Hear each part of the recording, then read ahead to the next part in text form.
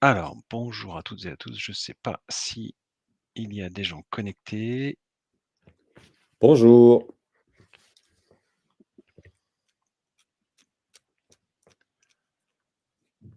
Alors, je vois plusieurs personnes en ligne. Est-ce que vous nous entendez bien? Est-ce que vous voyez sur votre écran notre présentation? Vous avez un petit chat à droite de votre écran. Si vous pouvez nous mettre un petit message et nous dire que tout est OK de votre côté. Bonjour à toutes et à tous. Bonjour, bonjour. À quelle heure il est? Merci Olivier. Parfait. Alors je vous propose, il est quoi? Il est midi 1, on va attendre une petite minute et puis on va commencer, ça fera peut-être venir les prochaines personnes. Ah merci Thomas, tout fonctionne, super.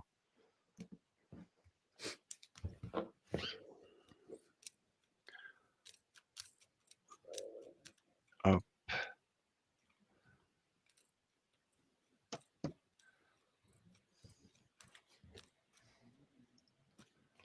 Alors beaucoup de monde avec nous ce matin, merci. On peut démarrer, hein. Oui, ce que j'allais dire allez, on va démarrer. Ben, une fois de plus, bonjour à toutes et à tous et merci de vous joindre à nous ce matin. Donc nous allons évoquer un certain nombre de sujets autour de la data, de toutes les évolutions et des sujets qu'on a voulu très concrets pour les partager avec vous. Avant de commencer, on va peut-être, je propose de nous présenter rapidement. Donc, comme j'ai le micro, je vais commencer, puis après je vous laisserai, Paul et Ludovic. Donc je suis Laurent Guesquier, je suis directeur des partenariats et responsable commercial au sein d'Explore. Heu on va vous présenter un certain nombre d'éléments. Paul, je suis le responsable des grands comptes, notamment sur le segment assurance et courtage pour Wanao. Voilà, Wanao qui fait désormais partie du groupe Intesia. Et moi, donc Ludovic, donc comme indiqué, je suis en charge d'une BU qui s'appelle la Professional Services. Pareil, un petit peu barbare comme appellation, mais en gros, ça va être toutes les offres un petit peu exotiques, qui sont pas les offres principales portées par le groupe, Intesia, dont certaines dont on va parler aujourd'hui. Voilà. Super. Alors je vous propose un sommaire rapide qu'on a voulu très simple, parce qu'on va essayer vraiment, comme je le disais tout à l'heure, d'être vraiment dans le concret. L'idée, c'est de vous présenter rapidement, évidemment, qui on est. Surtout, vous représenter l'offre globale Explore parce que comme on l'a indiqué, notamment sur les invitations, l'objectif, c'est de vous montrer, l'étendue de nos offres. Mais c'est au-delà de ça, c'est surtout d'aller dans du concret. Donc je partagerai avec vous un retour d'expérience qu'on a eu l'occasion de faire avec un de nos partenaires qui est un call center qui travaillait justement pour une assurance, et qui a pu nous partager avec nous des éléments chiffrés de résultats d'une opération de prospection téléphonique à partir de nos données et c'était vraiment ça que je voulais partager avec vous en termes de retour d'expérience pour rester dans le concret. Toujours très concret, Paul nous présentera, notamment parmi tous les savoir-faire de Wanao, un tableau de bord et une analyse BI sur la connaissance marché de l'assurance, hein. Paul, tu nous en diras plus, tout à l'heure. Et bien sûr, un sujet absolument incontournable aujourd'hui et sur lequel, nous sommes évidemment fortement mobilisés et qui est porté notamment par Ludovic, parce que ce sont des sujets très transverses.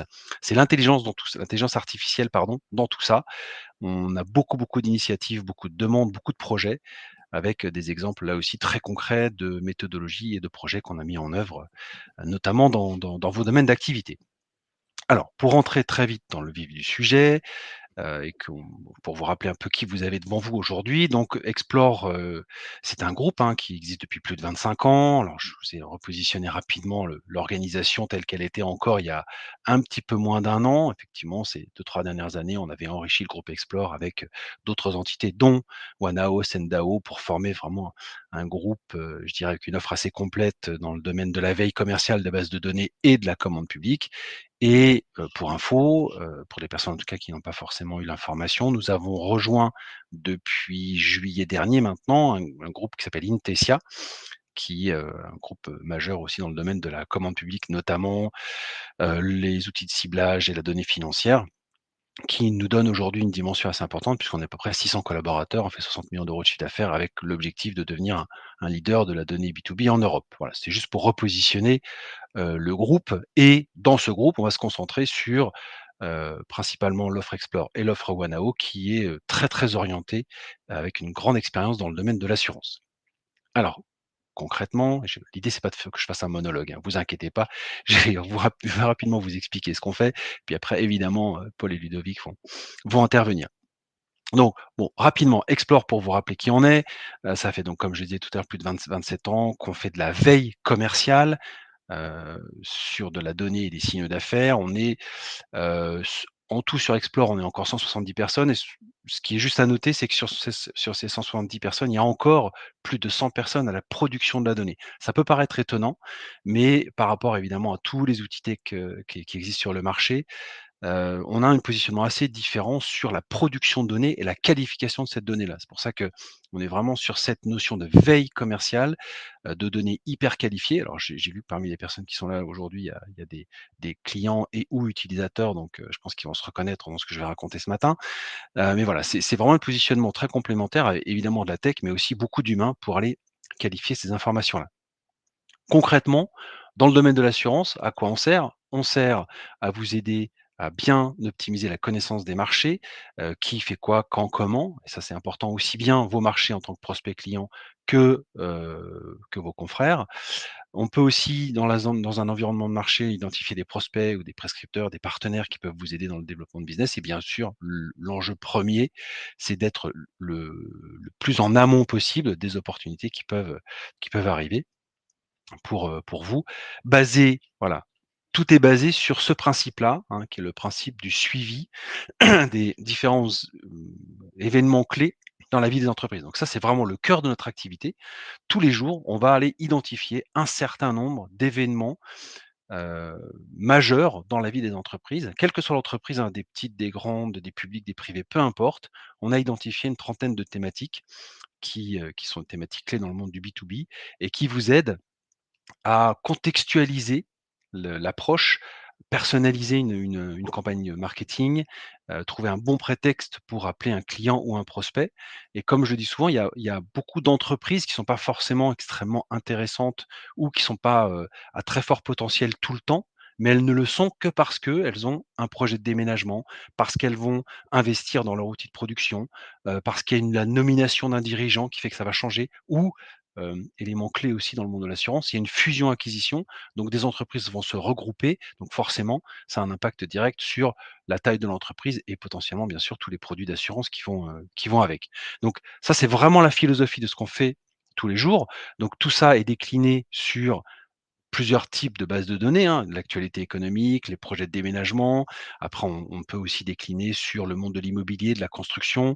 Et puis, on a développé évidemment en complément d'autres bases de données sur le patrimoine, sur les sites commerciaux. Bon, l'idée, c'est pas de vous faire une présentation de catalogue, hein, on est à votre disposition ultérieurement pour en discuter. Mais voilà, on est vraiment sur ce principe-là de produire au quotidien de la donnée qui va animer la relation que vous pouvez avoir avec vos clients, vous permettre de faire de l'upsell, mettre aussi de mettre en place des stratégies défensives s'il y a un risque chez vos clients et puis de vous aider dans la prospection.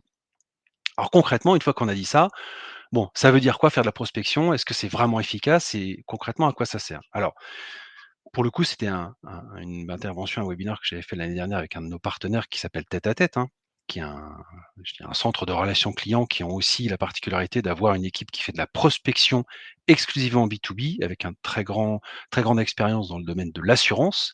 Et pour un client commun, on avait fait toute une opération pendant plus de 6 mois où ils récupéraient des données ciblées pour ce client et c'était les équipes de Tête à Tête qui prenaient des rendez-vous qui mettait en place donc les opérations de prospection commerciale pour ce client. Alors au-delà de l'opération et des process et autres, ce que je trouvais intéressant, c'est qu'ils nous ont donné la possibilité de partager avec vous un certain nombre d'éléments de retour d'expérience par rapport à cette opération de prospection.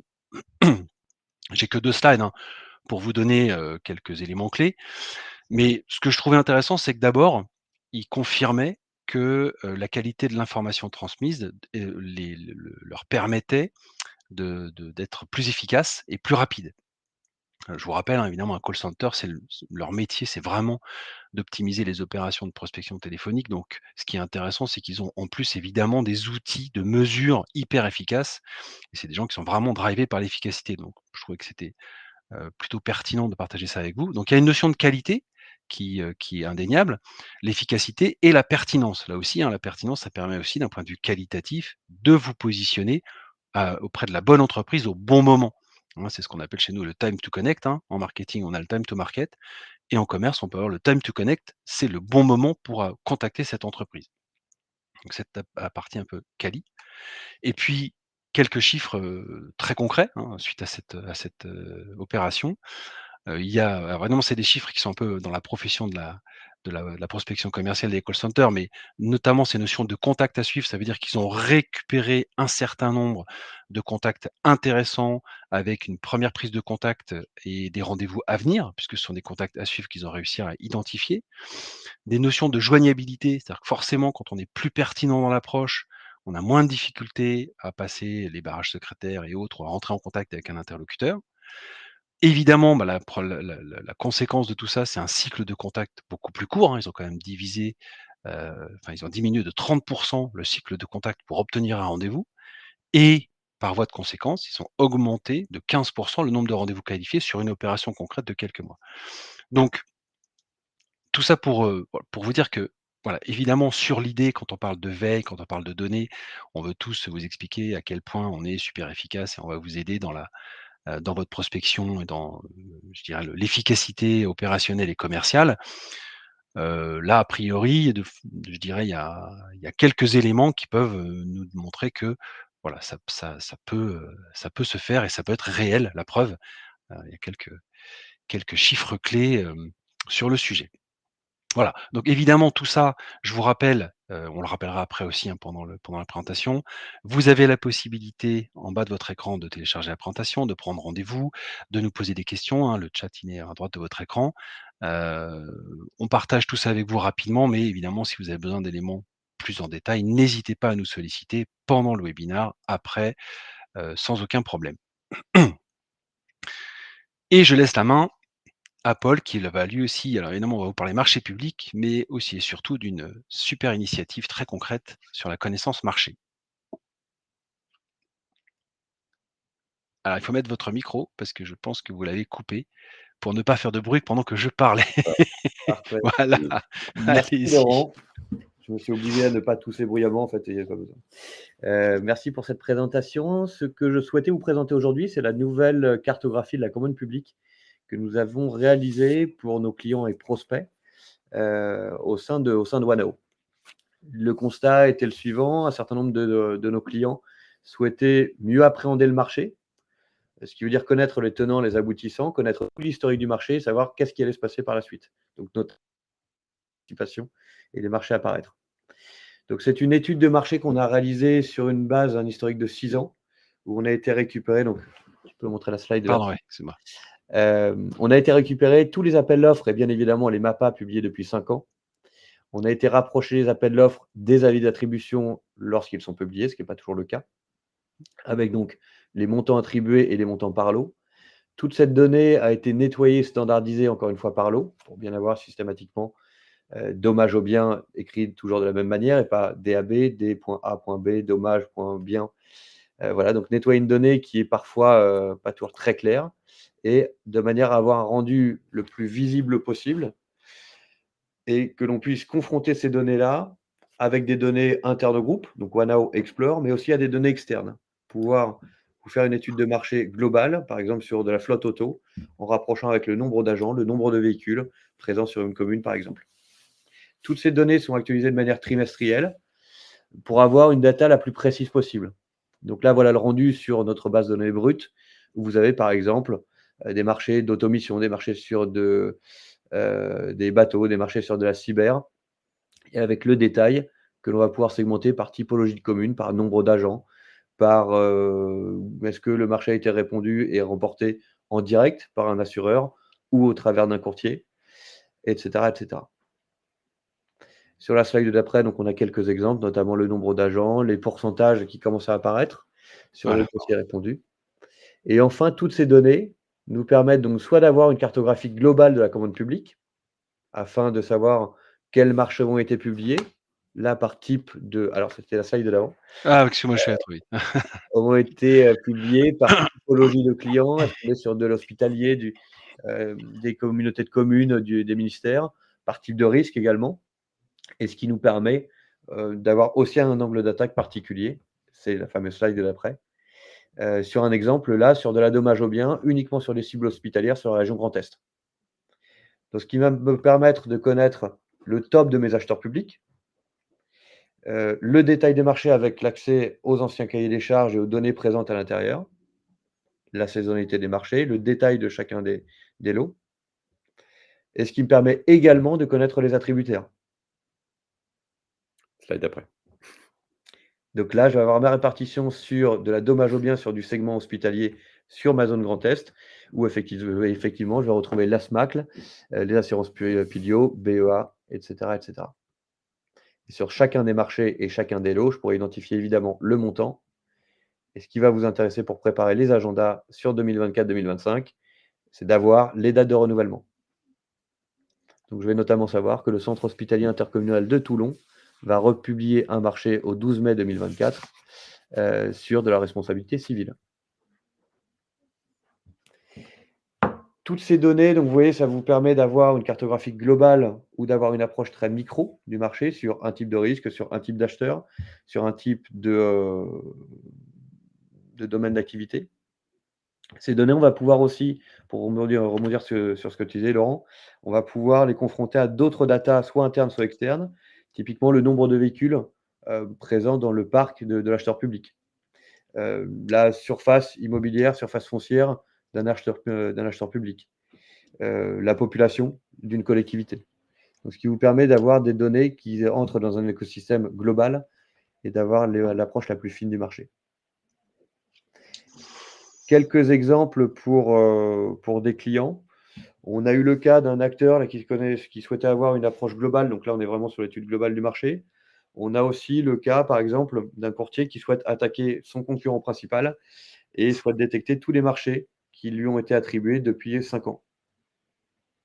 Donc là, encore une fois, on va récupérer par lot le montant attribué et la date de renouvellement pour se positionner 3, 4, 5, 6 mois en amont de la republication du marché. Voilà. Oui, donc là, en fait, globalement, on connaît tous, hein, les classements, qui sont publiés régulièrement. La Tribune de l'assurance en publie régulièrement par métier et autres. Là, vous avez, poussé, je dirais l'analyse de façon hyper précise avec exactement les marchés, le volume, les montants, les acteurs derrière. Enfin, c'est vraiment l'étape d'après, quoi. C'est si on veut un classement, on a exactement toute la donnée, j'imagine même de la donnée encore plus complète que ce qu'on peut trouver sur des classements un peu génériques. C'est un peu ça l'objectif, quoi.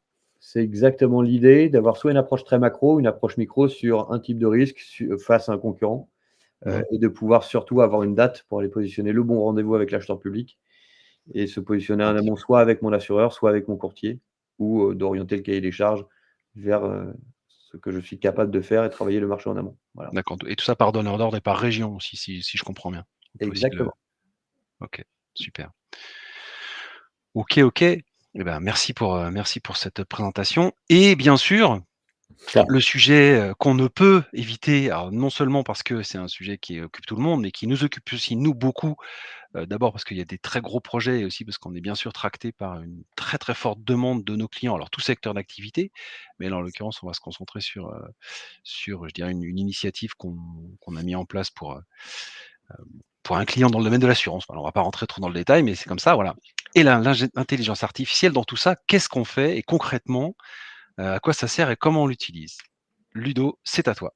Allez, c'est parti. Donc évidemment, l'IA va apporter tout un tas de gains de productivité, évidemment dans la capacité à automatiser des tâches à faible valeur ajoutée. Uniformiser les pratiques en industrialisant le processus pour chaque entité, hein. Vous êtes, vous, assureur ou courtier structuré avec des personnes qui vont être plutôt logisticiens et qui vont découper l'annonce, et puis d'autres qui vont se positionner sur le scoring ou sur le pricing, etc. Et donc, l'intérêt, c'est de pouvoir industrialiser ces process à travers de la data qui rentre et puis être capable d'industrialiser complètement le processus.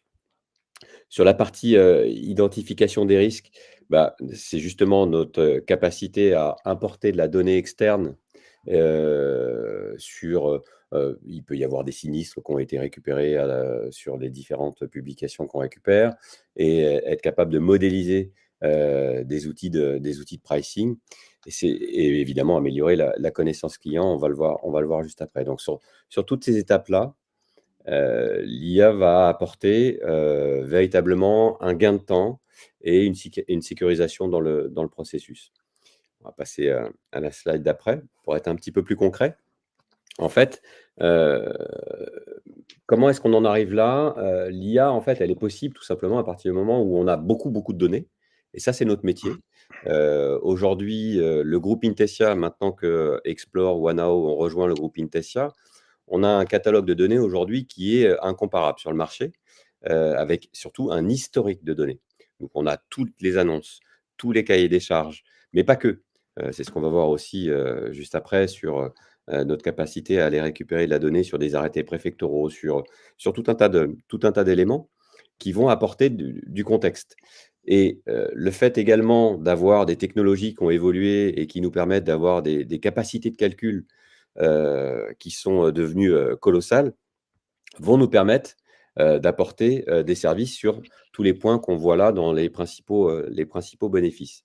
Donc le premier bénéfice qu'on a listé, c'est évidemment sur la connaissance client, puisque ça peut être intéressant aussi de contextualiser un appel d'offres sur l'intérêt de quelle a été la prise de parole d'un élu, par exemple, sur tel sujet. Donc ces éléments-là aussi peuvent être appréhendés par les solutions qu'on propose.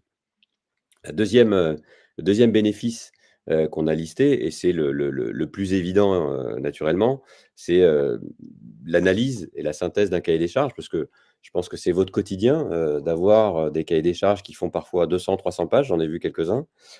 Certains sont assez indigestes, mais c'est un peu le jeu, parce que le patrimoine de tout ce qui est à assurer peut être parfois colossal, et qu'il est obligatoire d'en passer par là.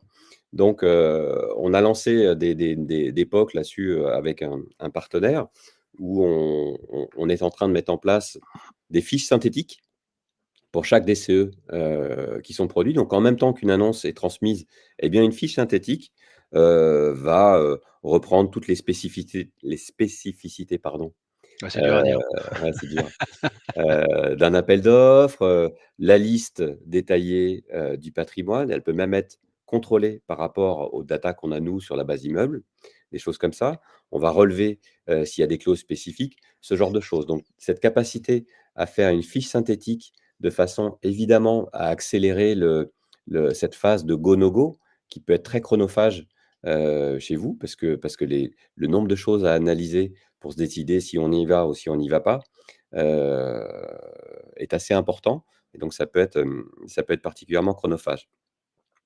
Troisième bénéfice qu'on a relevé, c'était dans l'élaboration de la réponse technique, et donc cette capacité à identifier quel a été le cabinet d'AMO à l'origine de l'appel d'offres. Qui a rédigé? Est-ce que c'est Protectas? Est-ce que c'est tel cabinet?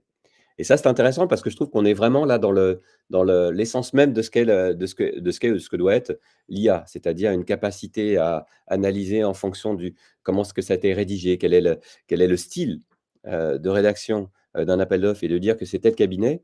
Eh bien, ma foi, ça peut orienter une stratégie de réponse, soit par une approche tarifaire particulière, parce qu'on sait que c'est tel cabinet, et donc ils seront attentifs à tel sujet, soit par rapport à, on sait qu'ils vont être sensibles à, je ne sais pas moi, une proximité géographique, ou ils vont être sensibles à un service client ou à un service digital, ou ce genre de choses. Donc, c'est intéressant de savoir qui est à l'origine du CCTP.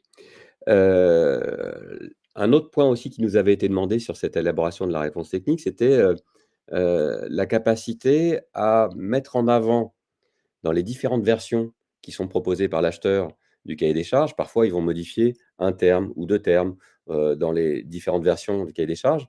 Ce n'est pas toujours indiqué où est-ce qu'ils ont fait la modification. Donc, lorsqu'il faut se refaire les 200 pages pour essayer de comprendre qu'est-ce qui a bougé par rapport à la version précédente, ça peut là aussi être problématique. Donc là également, on est en train de mettre en place une solution pour identifier les points qui ont été modifiés par rapport à la version précédente. C'était une demande qui était assez forte de la part de nos clients là-dessus et c'est en train d'être, c'est en POC en ce moment pour un client. Dernier bénéfice sur lequel on est capable d'intervenir dans la rédaction de l'offre, puisque on est en train donc de lancer une offre sur le proposal management.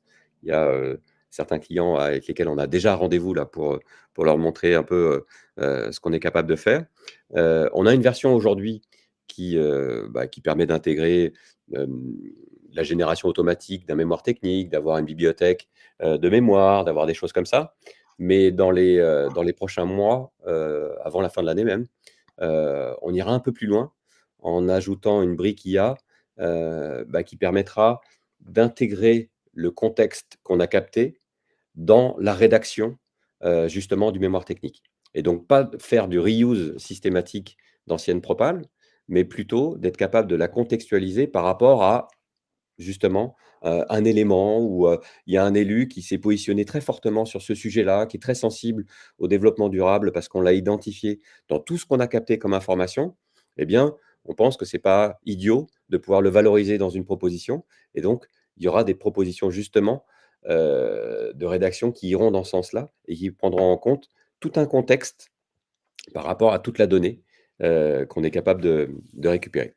Ouais, je me permets de rebondir, Ouais, c'est étonnant que tu parles de ça parce que c'est exactement, une discussion que j'ai eue vendredi avec une grande compagnie qui est plutôt, enfin sur la en tout cas l'équipe qui est sur l'animation des grands courtiers, qui était vraiment là-dessus. C'est-à-dire que forcément il y a des sujets, ils sont pas, la compagnie en elle-même est pas toujours au cœur de l'actualité de la région, de la c'est ville, de ça. la commune et autres et tous ces enjeux effectivement de connaissances, de contextualisation et autres sont effectivement hyper importants.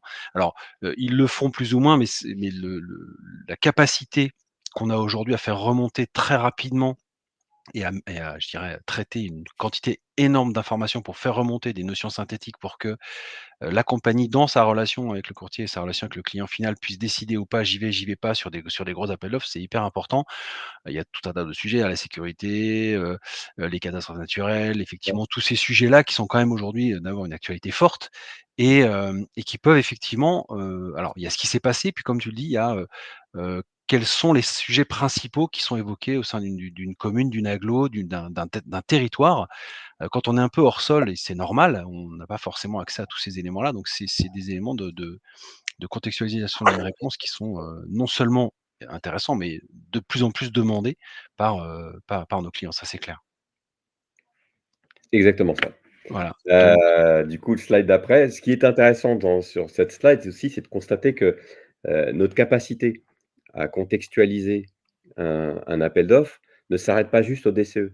C'est ce que j'évoquais tout à l'heure, c'est-à-dire qu'on va être capable d'indexer l'ensemble des arrêtés préfectoraux, aussi des ARS et cetera, le recueil des actes administratifs, les délibérations des collectivités. On va même jusqu'à la planification urbaine. Donc il y a vraiment des données qui viennent de beaucoup d'endroits, et qui vont être capables d'apporter un peu d'intelligence, un peu de matière à, un appel d'offres qui est assez brut, qui est une description d'un patrimoine, un besoin exprimé et puis, allez-y, débrouillez-vous avec ça. Là, le fait de contextualiser avec toutes ces inputs, c'est là où ça rend le sys le on va dire la réponse peut-être avec un petit peu plus d'intelligence, un peu plus de matière, un peu plus de, voilà, plus de contenu, quoi. plus de contenu, ouais. Ça c'est un des gros enjeux effectivement, c'est cette notion de contenu. C'est-à-dire que, bien sûr, il y a de la tech, bien sûr, il y a des capacités à faire des prompts intelligents, mais il y a aussi et surtout, ça c'est là où on arrive, enfin le groupe arrive à se distinguer, je dirais de prestataires, type ESN qui ont une expertise, assez impressionnante et c'est tant mieux. Mais là où on va se distinguer nous, c'est qu'on est en capacité d'avoir la même expertise technique, mais surtout d'avoir des bases de données et un comme tu le disais, un historique de données, une diversité de données qui va faire remonter des résultats un peu plus riches et un petit peu plus qualifiés. Ce qui est d'ailleurs un peu le cas de la méthodo, hein, donc là on partage avec Voilà, vous, exactement le projet qu'on a proposé, avec la méthodo. Bon, c'est un peu synthétique, mais enfin c'est un petit peu l'idée, hein.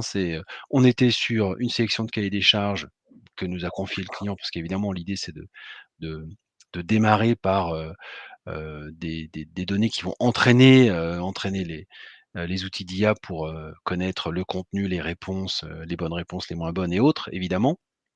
Après ensuite, il y a toute cette notion d'analyse en mode projet, la notion de connaissance client grâce à l'outil, grâce à l'historique de la partie, CCTP, avis d'attribution et autres, mais toutes les données de contextualisation qu'on stocke nous depuis des années, qui nous a permis effectivement de travailler, là on est en train de le peaufiner un petit peu, mais vraiment un module d'IA qui permet aujourd'hui à un client d'avoir un appel d'offres, de l'intégrer directement dans ce module et puis de récupérer, selon ces différentes thématiques, hein, la connaissance client, la notion de synthèse, l'aide à la réponse et autres, les points saillants, les éléments de comparaison d'un appel d'offres à l'autre, voilà, des choses comme ça ou des éléments manquants aussi par rapport à des éléments clés de chiffrage ou d'analyse ou de contraintes, législatives, réglementaires et autres. D'aller récupérer tout ça pour, voilà, avoir une fiche d'analyse et puis, aider à la réponse, de façon très, très pratique, avec, une connaissance et voilà, l'aide à la rédaction, non seulement, je dirais d'un point de vue purement technique des différents éléments de prix, mais aussi globalement l'aide à toute la rédaction de la réponse. Donc là, c'est vraiment un sujet qui et Ouais, ça fonctionne avec des résultats. Même nous, on était assez bluffés de la qualité des résultats qu'on est en capacité de mettre en œuvre et avec la découverte de ce qu'on dans l'IA on appelle la vérité vraie, parce qu'il y a de la vérité et puis il y a de la vérité vraie. Il y a aussi, on perçoit que de temps en temps l'IA, fait un peu d'hallucination. Alors ça, c'est rigolo à voir. Donc ça aussi, ça se gère et ça se reconnaît assez bien. Enfin voilà, on découvre un peu ce modèle, ces modèles-là, mais avec, des résultats qui sont, non seulement encourageants, mais vraiment bluffants et ouais, surtout d'un point de vue opérationnel qui sont très, très, très pertinents, quoi. c'est hyper excitant. C'est vachement enthousiasmant, en effet, de travailler sur ces sujets-là parce qu'on est en train de découvrir des choses, et il y a des nouvelles idées qui sortent, tous les jours, mais aussi parce qu'elles nous sont évidemment remontées par nos clients, hein. C'est pas parce qu'on est des génies, c'est juste parce qu'on essaie de prendre le temps d'écouter, les remarques de nos clients. Ça va être aussi un peu l'objet de notre échange du jour, parce qu'il va se poursuivre par la suite, j'espère. On a essayé de lister là les principaux bénéfices, enfin de les résumer. Donc, compréhension approfondie des donneurs d'ordre, bah, c'est, comme on l'a évoqué, hein, contextualiser, un marché avec tout un tas de données. L'amélioration des réponses à appel d'offres, bah, ça va être, aller, choisir les marchés les plus pertinents, hein, concentrer son temps et son action sur, ceux qui semblent les plus adaptés, à notre offre ou à notre business. Gain de temps, efficacité, bah, c'est principalement pour, faciliter l'étape de go, no go qui prend beaucoup de temps, tellement il y a de documents et Mmh. de contexte à appréhender. Et puis, meilleure stratégie de relations publiques, là aussi, c'est, d'essayer de concentrer ses actions, vers, bah, les cibles qui en valent la peine, celles pour lesquelles on a détecté de l'appétence ou, un sujet qui semble pertinent par rapport à, comment est-ce qu'un élu, s'est positionné sur tel ou tel sujet. Et bien, ma foi, là encore, ça permet de concentrer, ses actions sur, les bonnes personnes. Et d'orienter la réponse même d'un point de vue Exactement, rédactionnel. exactement. Bah, Bah, voilà, voilà, bah, je crois qu'en tout cas pour la partie on a un petit peu présentation dépassé. très concrète, on a réussi à peu près à tenir le Ah, timing, c'est hein, un ça, tout petit peu plus de 30 minutes, on est à peu ouais. près à 32 donc voilà, on n'a pas trop débordé parce qu'on a comme on a des sujets, qui nous passionnent et un petit peu de retour d'expérience évidemment, on est un peu bavard. Alors c'était peut-être Heu, dense, peut-être que le pari était un peu audacieux de vouloir tout mettre, ce qu'on a évoqué, aujourd'hui en 30 minutes, hein, que ce soit l'habillage, que ce soit, la prospection, intelligente, et cetera et finir avec l'IA, c'était peut-être un peu ambitieux. Évidemment la présentation, va être disponible, la vidéo, également et puis là, on peut se passer un petit peu de temps pour ceux qui en ont. Bah, évidemment pour répondre aux questions que certains peuvent, se poser. Donc Olivier doit nous quitter, mais on aura l'occasion de se reparler. mmh, avec plaisir. Donc je rappelle à tout le monde, hein, que sur la partie droite de votre écran, il y a un petit chat sur lequel vous pouvez poser des questions. Le plus difficile évidemment, c'est sur la première question, mais n'hésitez pas. Et puis, si j'ai bien compris, en bas de votre écran, si vous scrollez un petit peu, vous pouvez alors, heu, il y a des boutons qui vous permettent de récupérer la présentation. Alors pour info, c'est pareil, la présentation, donc il y a tout ce qu'on vous a montré. Je vous ai rajouté quelques éléments complémentaires, sur des éléments un peu plus détaillés ou des données complémentaires et autres, si vous avez besoin d'informations, parce que j'essaie de vous en donner toujours un petit peu plus. Vous pouvez aussi, vous avez un lien vers un agenda. Donc évidemment, alors c'est mon agenda, mais n'hésitez pas si c'est une question plutôt, pour Ludovic ou Paul, évidemment, je ferai suivre et on travaille, alors là, en l'occurrence, physiquement, on n'est pas ensemble, mais on l'est quand même très, très souvent, donc il y a pas de sujet et puis, bah, bien sûr, vous avez nos coordonnées, vous n'hésitez pas. Alors, est-ce qu'il y a une première question?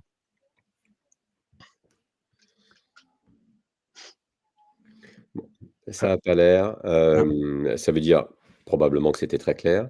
Mmh. Ça veut dire aussi qu'il est l'heure de déjeuner, heu, à midi. Ouais, On a choisi un effectivement. timing un peu bizarre, Ouais. c'est vrai. Mais c'est pas très, très grave. De toute façon, vous allez recevoir des éléments et puis, évidemment, on aura l'occasion d'en rediscuter ensemble. Avec grand plaisir. Bon, bah, écoutez, s'il y a pas d'autres questions, merci encore d'avoir participé à cet échange ce matin. N'hésitez pas à revenir vers nous et puis, bah, je vous souhaite, une très bonne journée, bon appétit et puis à très bientôt. Bonne journée à toutes et Bonne tous. journée. Merci. Au Au revoir. revoir.